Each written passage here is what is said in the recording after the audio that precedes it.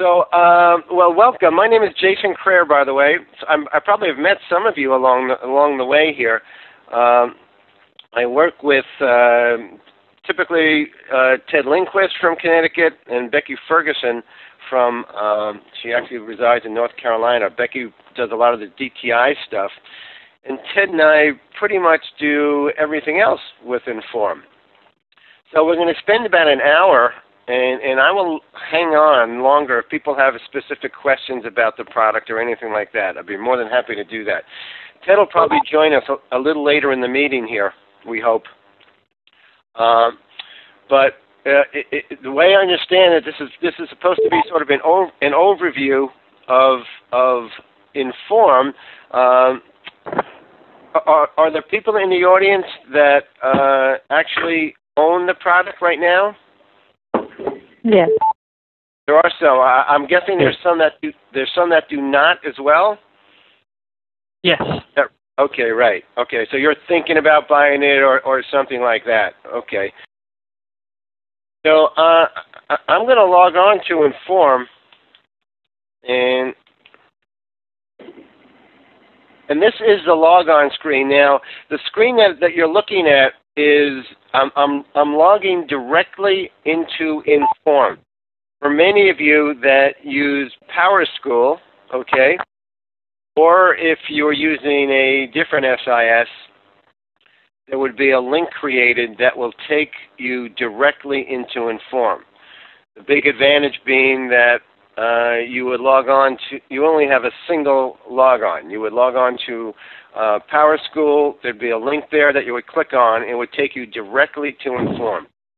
So your users do not need to have multiple logons in order to get to the Inform site or the analytics side, if for lack of another term.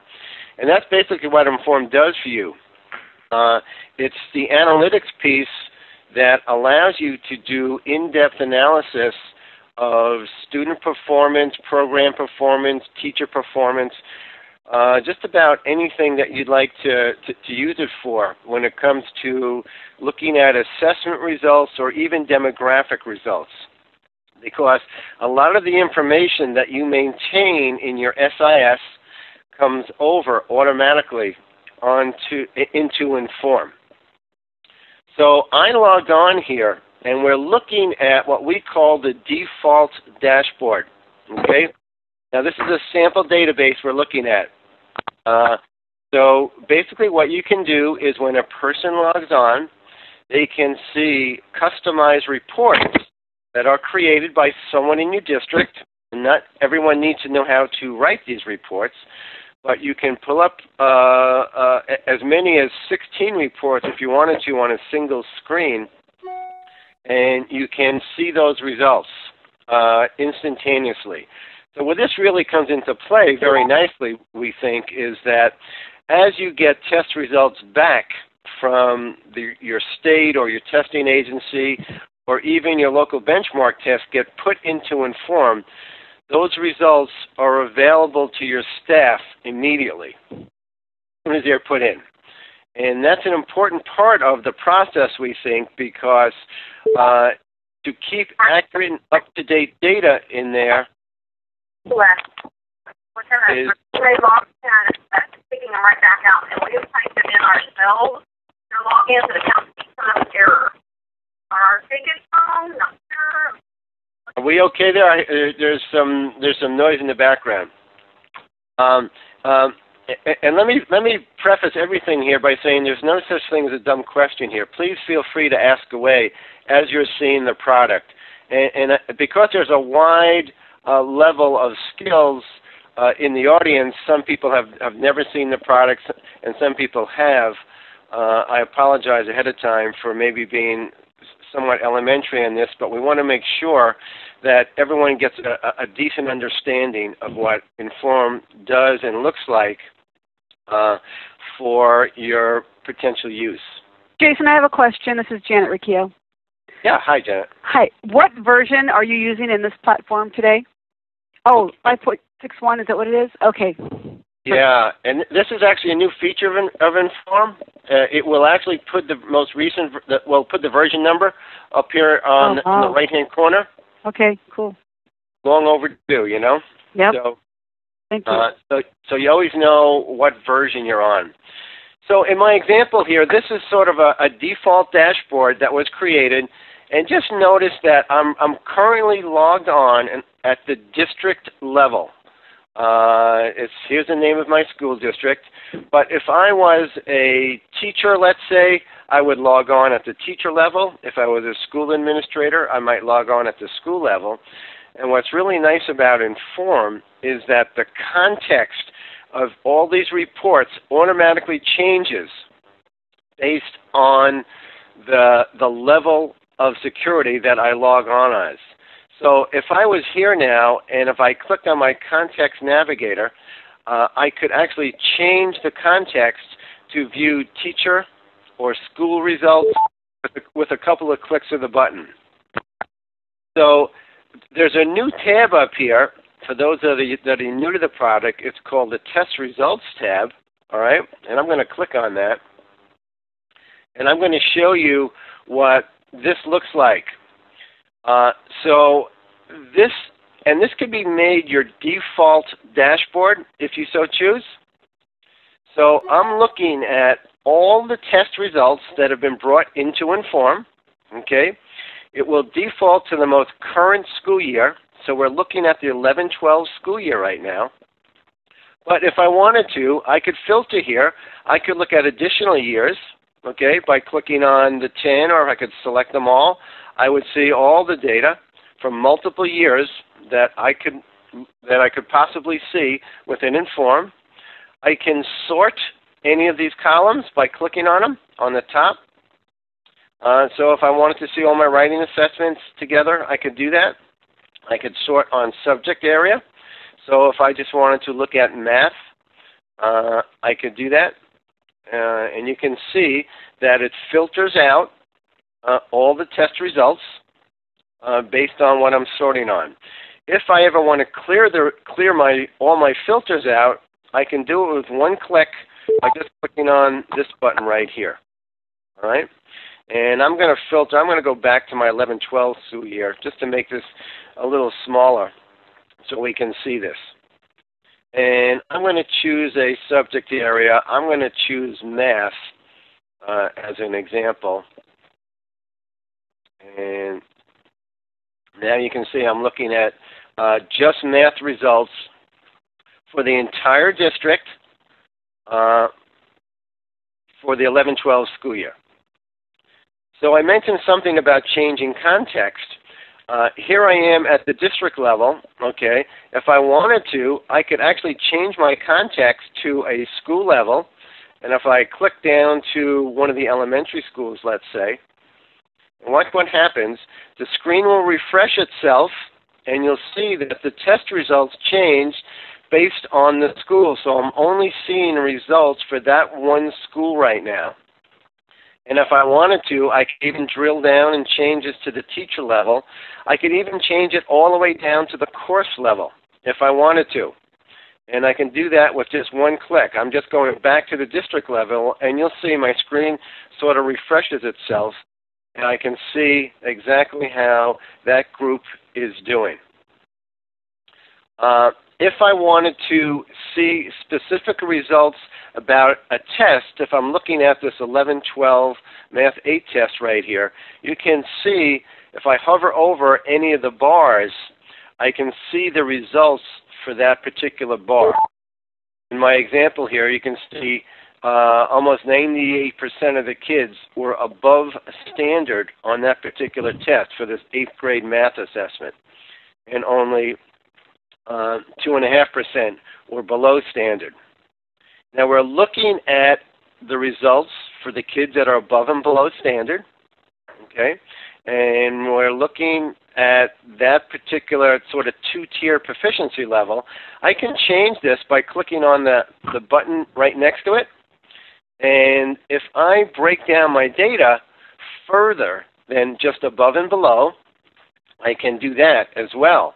I can see the results for the kids that were in the advanced level. I can see the kids that were in the proficient level. I can see the kids that were in the basic and go all the way down to the lowest level if I wanted to. Now we're sort of looking at this from this test results page, and this page can be made your default dashboard if you want it to be. So when any teacher, any school administrator logs on, this is the page that they would see right from the beginning. The choice I have is in the primary dashboard, okay? So these particular assessments all come from the shared library that was created for the district. And if I expand that, I can see within here there's a bunch of reports, okay? And in my example, they're broken down by school level, and they're even broken down further by grade level if I wanted to. And within any one of these are reports that somebody created and brought over into Inform, so various people can use them depending on their role or level.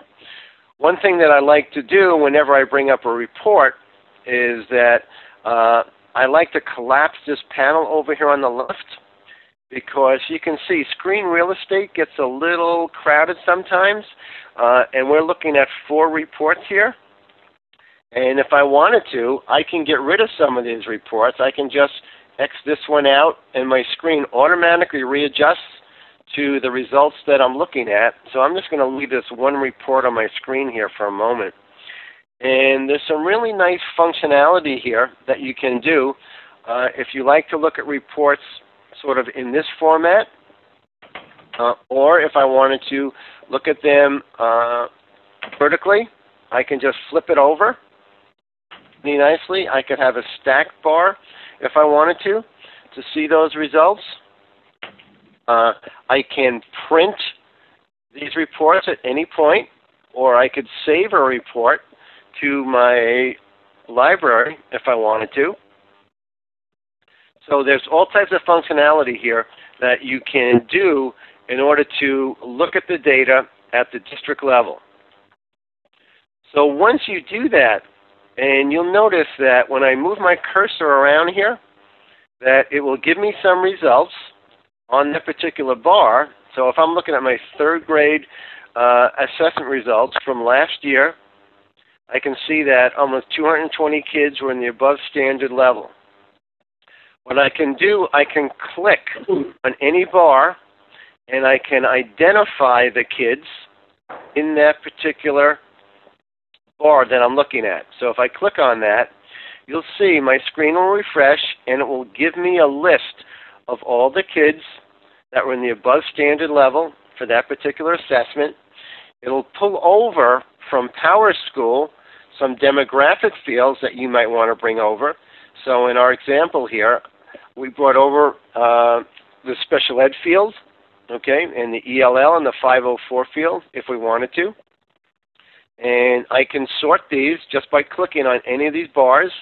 So now I have the 7 special ed kids right at the top of the screen.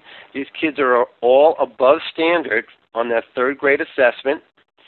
If I go back to my chart, okay, and I look at my 3rd grade, I could click on the red bar, and I can identify the kids that were below standard as well. Or if I wanted to, I could click here, and I could look at the students that were both above and below standard for that particular assessment. And you'll notice that it will color code them for me automatically, the red being below standard, the green being above standard. I could sort here if I wanted to real easily just by clicking on the bar. And one of the things that I can do from this particular screen is this is where I can sort of take Inform to the next level. I can identify kids that I want to identify, and this is where I can actually assign them to a group or to an intervention strategy, okay? So if I click on this top button here, any groups that I have created in Inform, I can assign them to a group with just one click of the mouse, okay? And once they become part of that group, that allows me to track that group throughout any assessment that they may take. So we're looking at a reading assessment. So I might be interested, let's say, in seeing how these kids did on a math assessment. So I can assign them to maybe a third grade reading group. I can pull up my math results and then just look at the results for that third grade reading group that I created to see how they actually did math. I can also, here if I want, I can actually assign them to an intervention strategy. And this is a sample database, so there's a lot of strategies in here. But we can actually click on any of these bars here, any of these buttons, and it will assign those kids to that particular strategy. And that becomes part of their, what we call their AIP, their Academic Improvement Plan, which feeds RTI. And that's one of the distinguishing factors about Inform, is that Inform does support RTI, and I'll give you an idea what that looks like in a few minutes here. Hi, Jason. So, this is Ted. I'm on. Hey, Ted. Welcome aboard. Okay. Yeah, hi, everybody. We got started just a little bit later. We had some WebEx issues, so. Okay. We just drilled into a chart, okay, and we were just looking at those results, and we were going to go to the student level next, just to give them an idea of what a student screen looks like, okay? Great. Do you want to jump in, Ted? Anything you want to add here? Oh, why don't you go and I'll listen and I'll jump in when okay. I need to. Okay, great. So if I want to look at a kid, let's say, how do I do that? So I can click on a kid's name at any point. So if I click on Mark Adams' name right here, okay, you'll see my screen will refresh, and it will pull up, okay, all the assessments that this child's ever taken. So it'll look like an EKG, okay, a little hard to read. But you have the ability here at any point, if you want, to filter out information. So if I just wanted to maybe look at writing information, I can create that report this way, and I'm only looking at writing results right now. Okay? Pretty easy to do. Over on the right part of the screen, this is the AIP. This is a part of the product that we think carries a lot of weight. Districts love using this. My colleague there, Ted, in the district that he works for, they use this exclusively to document RTI and various intervention strategies. So you can see on this particular screen here, we're seeing results for any assessment that we have part of the child's academic improvement plan, and we're looking at their overall test scores, okay? But if I wanted to look at standard test scores, I could do that as well. I can just click on page 2 of this tab here, and I can see standard results for any assessment that a child's been given. They're represented graphically down here in the bottom. Any group. Jason, if I wanted to make that box larger so I could get a better view of it, can I do that? You can, Ted. You can just click on this little button here, and it will expand it for me, and I can see it here, okay? And I can also, if I want to, enter a note about the results for this particular test by clicking on the little pad and pencil here, and it opens up a window where I can actually enter in comments as well. All right. I'm just going to go back to the AIP for a moment for this kid and expand Mark here and open this up. And I'm just going to close that. There we go. Back to where we were. So this gives a complete student history of any assessment that you make part of the AIP.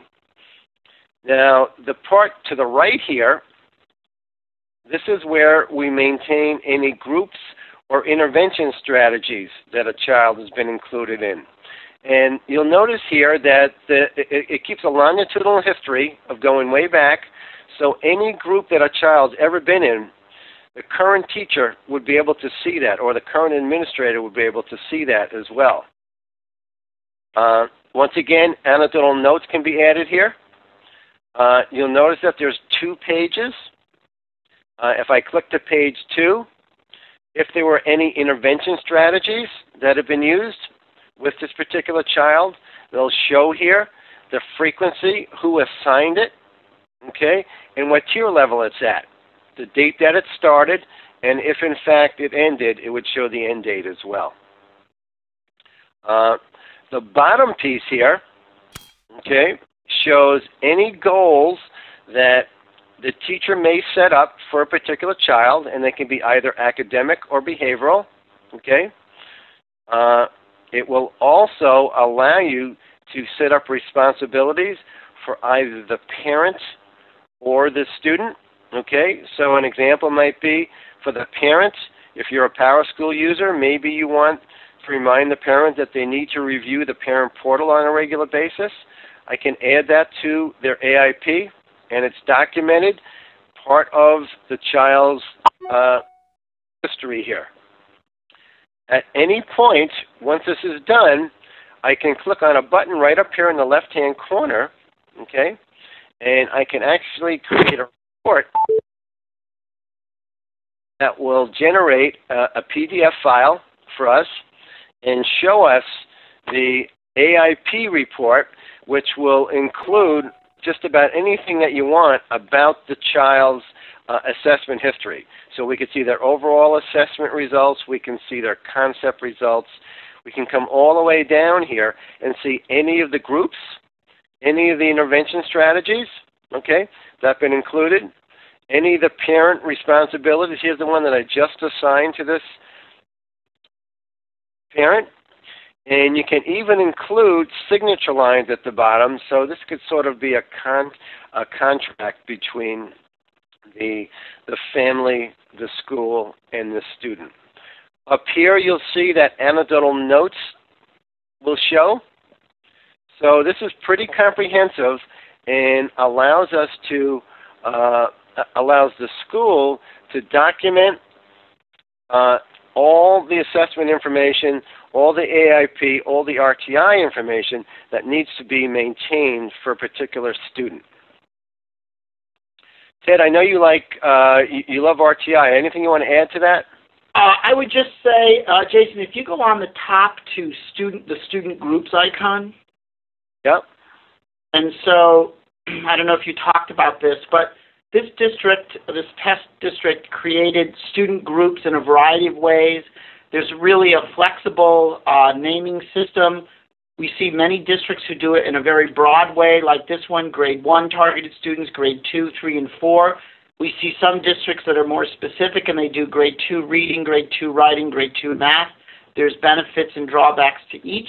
You'll notice over on the left of the names, there's the red X, but then in the very center column, the Refresh Student Group button allows you to set up criteria that will automatically put students into the group as soon as the assessment is done and this is clicked on, so you don't have to cherry pick or whatever. If you go up, Jason, on the very top to the Intervention Strategies button, so what has happened here, these are intervention strategies that this district has added. They're scientifically research-based instructional practices or strategies. Those are put in here from the district level in this case, and you can see they've named sort of down on line 41, for example, fluency intervention for grade 1, fluency intervention for grade 2. So you can make the distinction of when the student is using that particular strategy. If you go back to student groups, Jason, and click on grade 4, you'll notice here that, and then collapse that panel, great.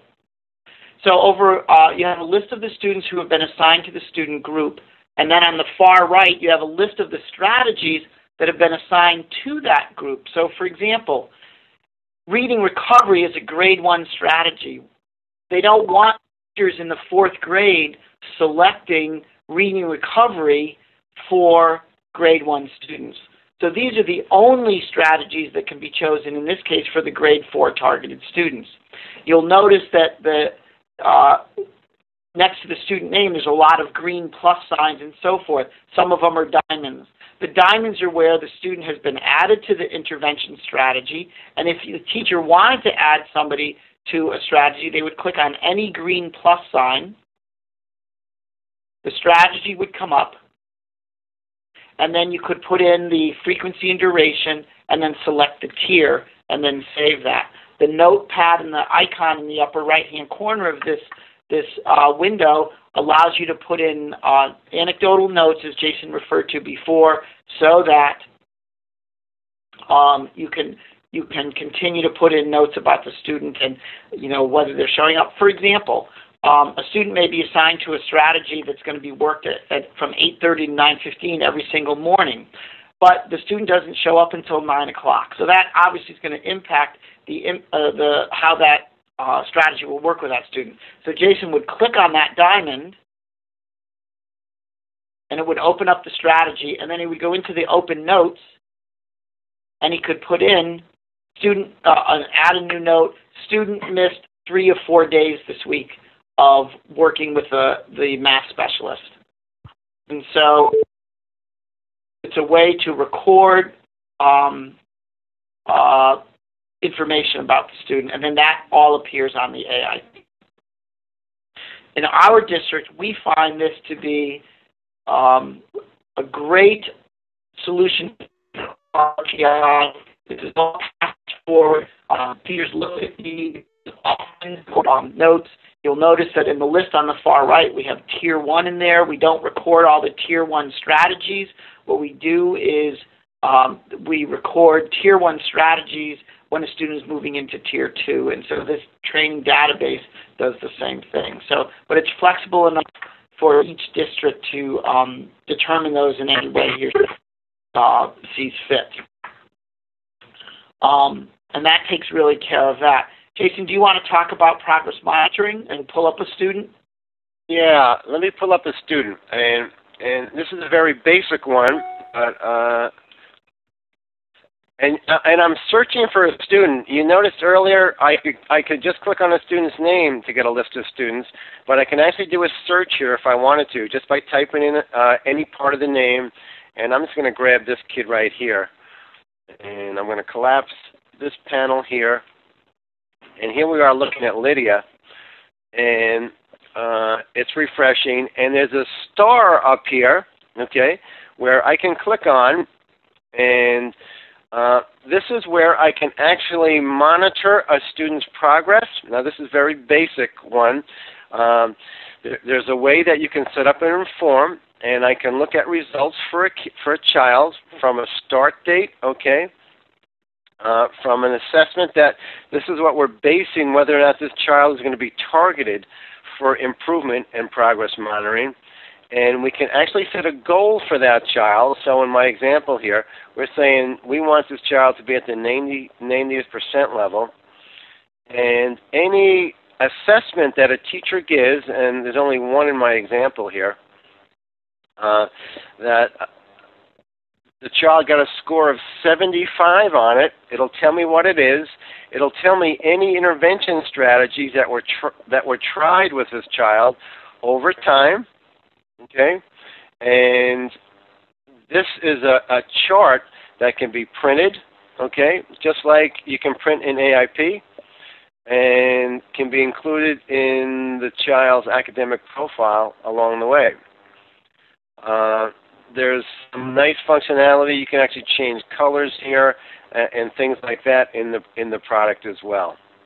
So one of the things that's really nice about this is that you have the two circles there that are different. The solid circle on the left is the universal screen that puts the child into the intervention, whereas that one circle there is the probe that was done. We probably should have more in here. Yeah. Is to show student progress there towards the goal. And if there are other universal screens given, then those would appear here in solid circles as well. You'll notice on the left it's very specific to the actual standard that the student did poorly on. And so it's a way to really be very specific. If the student had other specific standards that he or she were being monitored for, those would appear in the list also. And so right. Those are all of the ones, but this particular student is only being targeted for improvement in one. And it's represented by a star as opposed to some of the other ones that you can do as well. So in the big picture of Inform, I think Jason started off showing you, you can certainly aggregate data on the district level, on the school level, and on the class level, in many, many ways with all of the different flavors that children come in, all the demographic data that we have on students, you can slice and dice by that.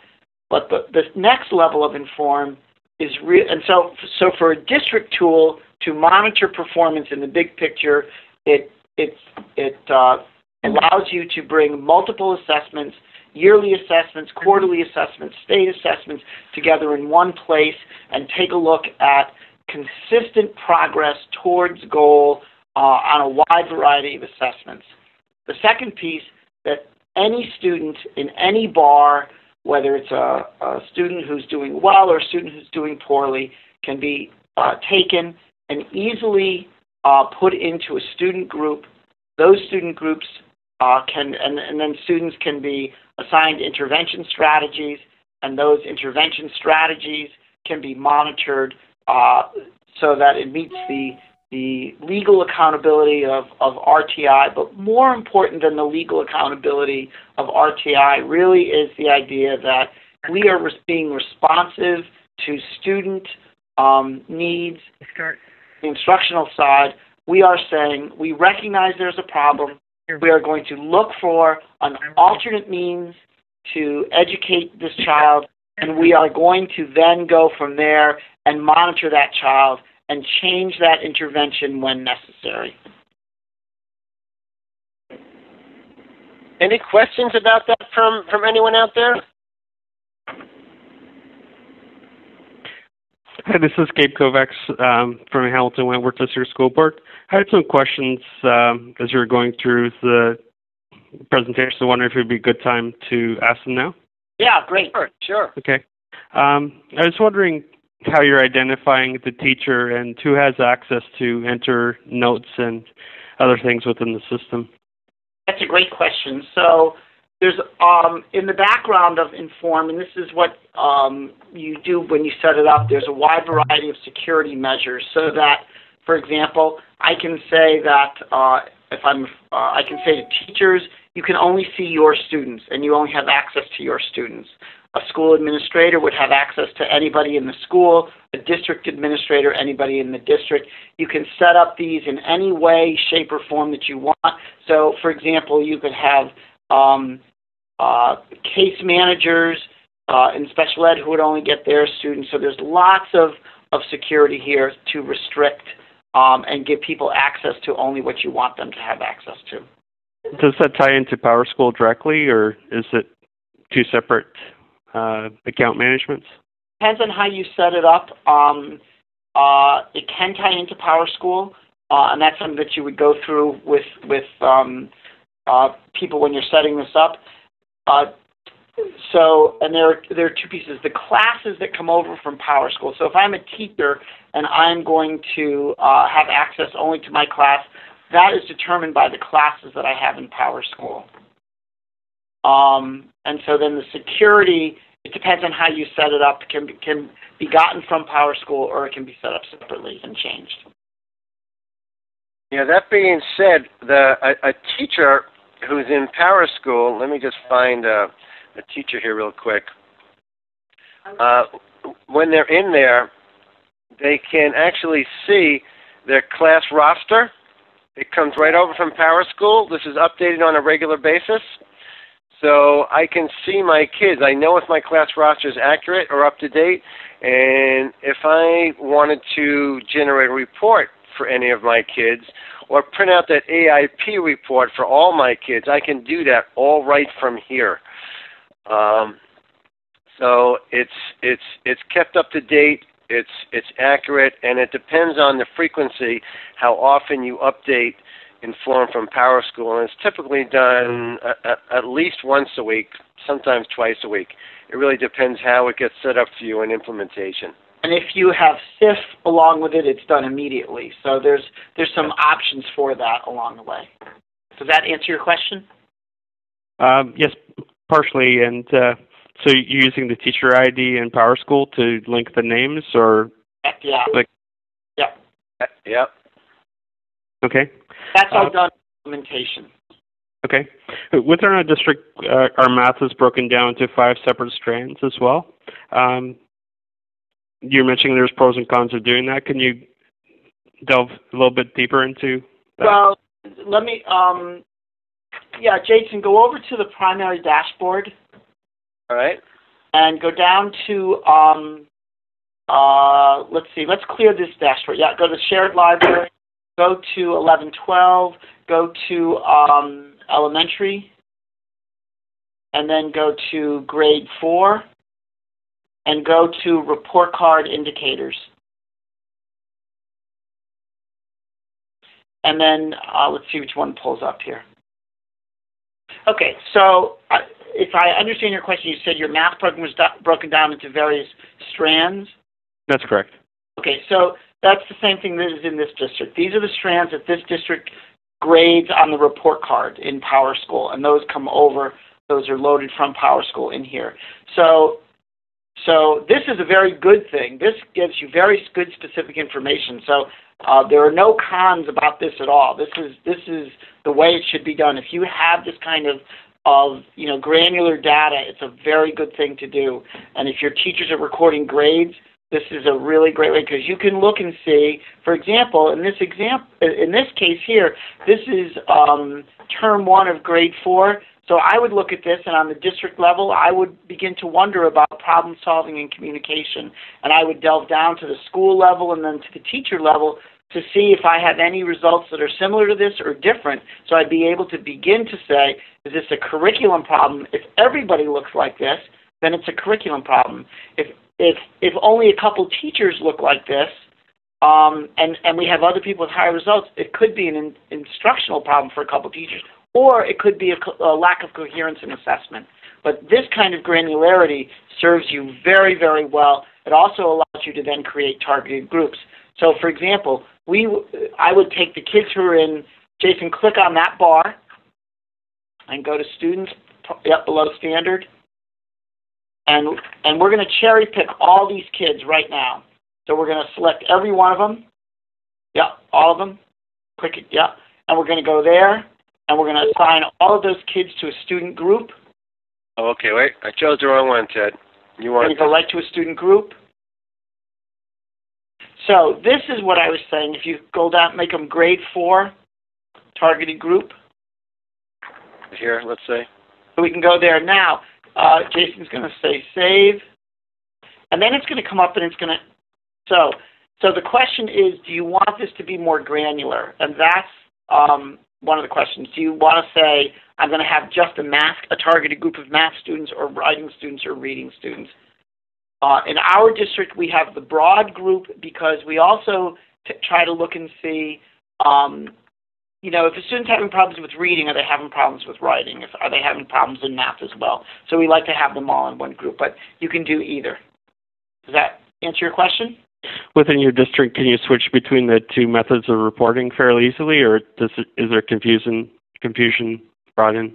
Nope, you could. You could do that. You could have both. You could say, I'm going to put kids in a targeted group of students that's broad, and then I'm also going to put them in more specific ones. That's not a problem. So it's all in the way you want to, it's a tool that is flexible to the district. It does not define the organization of your district. The organization of your district defines how you want information presented here. Okay. And there's some background work that you'll be taught how to do when you set up your assessments. because you notice on that particular assessment, we're just looking at the kids who are above or below standard. But if I wanted to break that down even further, I can create what we call different proficiency levels. And once again, this is a sample database, so there's a ton in here. Jason, actually, if I go back to that, I can show. I think that's created there for those kids. Oh, for that particular report? I believe so. I think if you go there and go down on the left-hand side, Jason, to EMNB. And let's see. Yeah. And go to report card indicators and just go down to pick any. Yeah, that's good. And then, yep. Oops, you want the learning standards. Sorry. Yep. Yeah. Go back. My mistake, Jason. I'm sorry. Get the learning standards. And there you go. And I think, so this is a more granular look of the kids who are above and below. So in this district, it exceeds and meets is what is above. And then you could take a look. And as Jason says, you could see, okay, so of the kids who are below, who are they? Are they being taken care of someplace else? The kids who are meets are going to be someplace else. I'm listening. Sorry. Does that make sense? A lot of information. Yeah, it does make a lot of sense. Our district definitely wants to move to this sort of analysis, and it looks great. I tell you, our teachers, on the RTI piece, we couldn't function without it anymore. We had no way of recording all of that information and guaranteeing that it was going to move forward in a way that teachers could grab easily right at the beginning of the year. That is the piece, especially as kids move buildings. So as you go from an elementary to a different level, how are we going to make sure all that stuff gets there? This is the system. Second piece is what we found really important was that we wanted a consistent way to make sure teachers were looking at reports about data on the district level, on the school level, and on the class level, so that they could make sure that they were having the right conversations to examine and reflect on their own instruction practice, assessment practice, and their need for curriculum work. This is a piece that you hadn't seen yet here. This is what we call the assessment dashboard. This is where you actually bring your assessments into Inform, and they'll show up on this list here. And you have some abilities to filter this stuff out. But what this gives you and gives the teacher are 5 predefined reports, okay? One is the student performance by summary, one is by subject, one is by standard, one is even by, there's a test item analysis that would show up, as well as a distribution of scores, if you wanted to see that. So I can see how a child did across, multiple assessments and multiple scores. DRP probably wasn't the best one to choose. But I can see results here real quickly without knowing anything about writing, how to write a report. I can see those results that'll just come right up for all the 4th grade. DRP is going all the way back to 05, 06 if I wanted to. So you can do longitudinal stuff here as well to see how your district is doing over multiple years. And this could be done at the school level and the classroom level. And if I wanted to, I can even, deselect. If I didn't want to go all the way back to 06 and 07, I could just take these off here if I wanted to and generate the same report, and it'll refresh itself. And I'm only looking at 5 years worth of data now instead of 9 years, I guess I was looking at, 10 years. So it's pretty easy, we think, for districts to evaluate their data at the district level, at the school level, and even all the way down to the teacher level, and ultimately to the student level, because that's where we all want to get to, right? We want to know exactly how our students doing, and what Inform does for us is gives us the ability to actually set up an academic improvement plan for each child if you want to do that, and you can monitor that over time as well. Jason, we're coming to the end of the hour, and yep. I'm sure people have things scheduled. So I think in summary, I think that statement that Jason just made is really the best summary statement about Inform, that from the big picture to the little picture, that it allows teachers in the end to record the work that they're doing with students so that their work of recognizing a student who is deficient and then the effort they put into remediating that student is recorded so that next levels and next step decision making can be done effectively, whether it be through a specialist meeting, a 504, a PPT. All the information is in one place on a particular student, both the data, instructional decisions made on that data, and then impact of those instructional decisions are recorded as well. So in wrapping up, if anybody has another question for the good of the online community here, now would be a good time before we sign off. Ted, I do. My name is Jim Fitzpatrick with District 146 in Tinley Park, Illinois. Jim, how are you? I'm fine. Ted, how are you? I didn't know if you'd remember me or not. Absolutely. How you guys doing over there? Good. I mean, we're hitting the wall with AIP, and I thought this may be a good time to bring it up. It may also help other people. You bet. Yep. We're at the point where we're really trying to roll it out. We've got a timeline to get it out by next school year. Yeah. We're looking at really keeping people locked into doing things at the district level. So if they add any information, whether it's a student group or an intervention for a child, it's got to be like at a district level. So with the idea that it can be tracked by everybody. Huh? Is that a permissions issue that we have to allow like teachers and specialists access at No. level? So, Jim, you're going to create the groups on the district level. You're going to create the interventions on the district level, okay? Because those are created on the district level, teachers who have just teacher access will be able to have access to adding kids to those and or adding comments, and they will float up to the district level so everybody can see them. So, Jim, what we should probably do is let's set up a WebEx where, you can set that WebEx up through Todd, and we can go through that, and I can demonstrate that for you. Okay. Sounds really good. All right, so that's it. That's like a 5-minute thing, and you could probably roll it out by June 1st, Jim. Good. Well, I'm counting on that. All righty. Excellent. I knew that. Yeah. Great. All right, Ted. All right. Very good. That's great, Jim. So talk to Todd, and we'll get you set up. I'll demonstrate that for you. Sounds good. Thank you. Nice. Great. All right. Jason, I have to get to another meeting, so I'm going to sign off.